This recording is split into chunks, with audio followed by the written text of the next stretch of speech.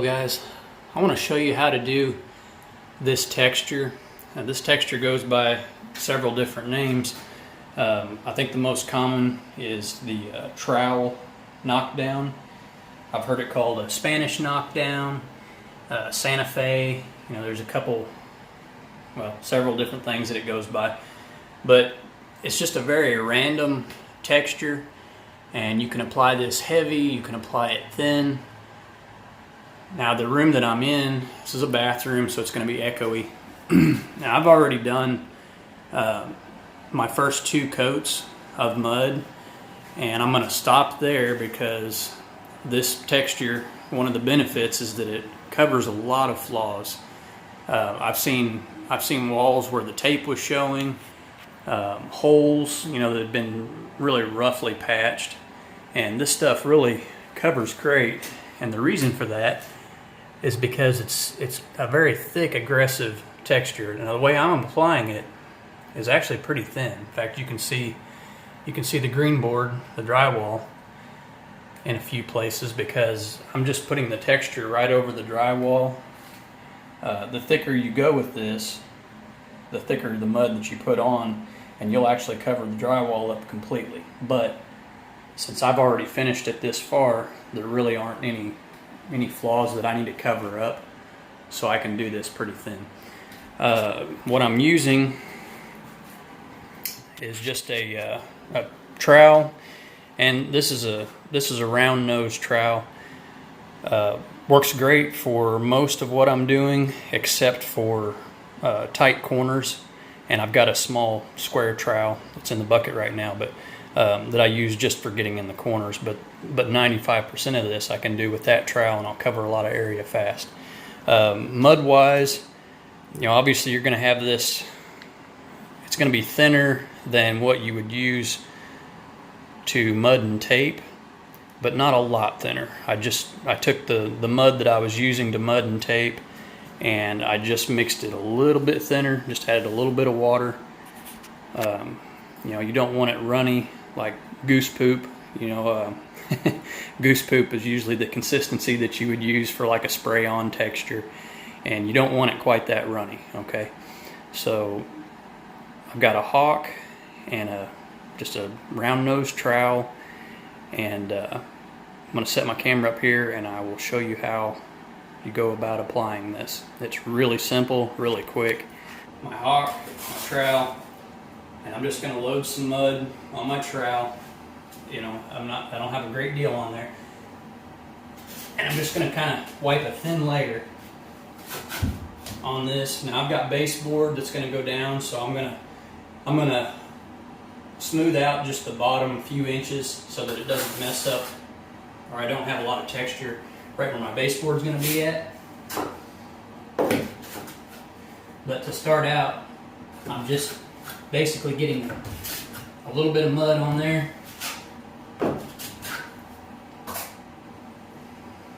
And by the way, this mud is just general purpose joint compound, the green joint compound, and I just bought a 5-gallon bucket of pre-mixed, and that's what I'm using, so I don't have to do a lot of mixing. So I'm kind of working out of this corner.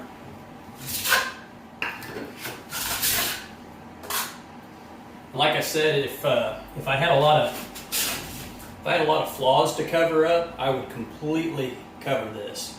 I would want the surface completely covered up. But this drywall is already in pretty good shape. It's new, you know, so I don't really have to worry about covering up a lot of flaws. So, okay, I have the mud on.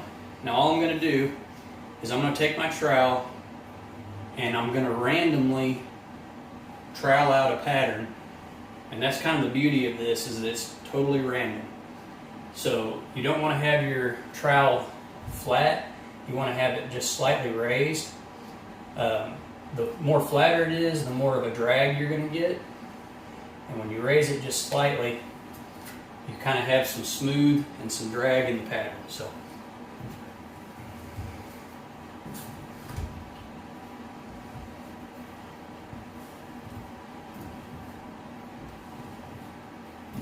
I'm just kind of doing like a half a swirl basically. And that's pretty much it. And I can doctor that if I want to put a little bit more texture in it. I can kind of do this and then smooth that out. It adds a little bit more texture to it. Another reason why I'm using a round nose trowel is because I don't want any sharp corners. You know, if I don't hit my trowel completely flat, then I'll kind of leave a gouge in it, sort of like that. And I don't want to do that. I want to have more of a smooth pattern to it. So, like I said, you can kind of doctor that. And with this being the general purpose joint compound, I think I have like 90 minutes, so I could play with this as long as I wanted to. But really, the goal is to get it on and keep moving, because I've got this entire bathroom to cover, and I don't want to be working on it all day. So again, I'm going to kind of smooth out down here where my baseboard's going to go, and then my texture will be from there up.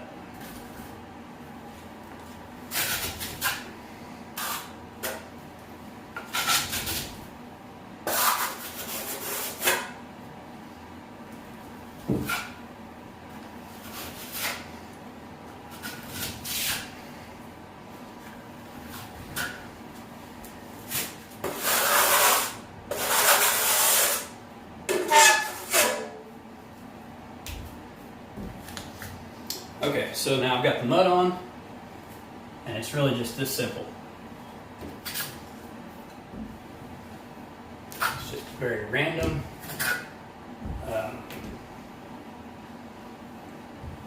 You know, there really is no pattern. That's kind of like I said, that's kind of the beauty of it. It's just very random, and it's whatever look you want.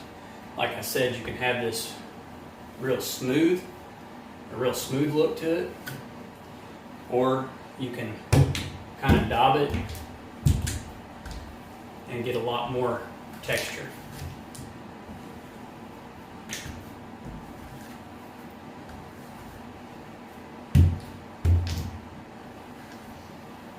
So, and again, I want to smooth out a little bit where my baseboard's going to go. So, kind of start that pattern right above that.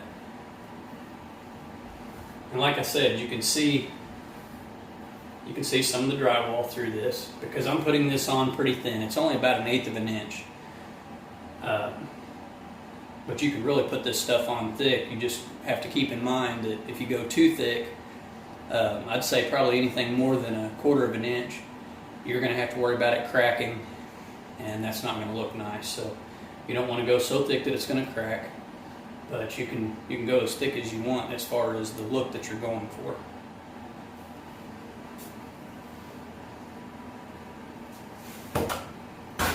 Quite a bit of mud that time.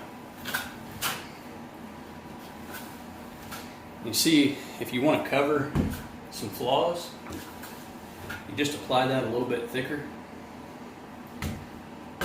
Like this joint, if I had tape showing, you know, I could really lay it on thick to kind of cover that up. And then when I texture it, there won't be any of that left to see. So, okay, so I've got my layer of mud on. Now, I'm just going to kind of do my random pattern here. I'm just kind of doing swirls, but not really. I don't necessarily do it the same way twice. Just kind of going in different directions, different angles. So, and then again, I'm going to clean up a little bit where my baseboard goes, and then just kind of blend that back in. So.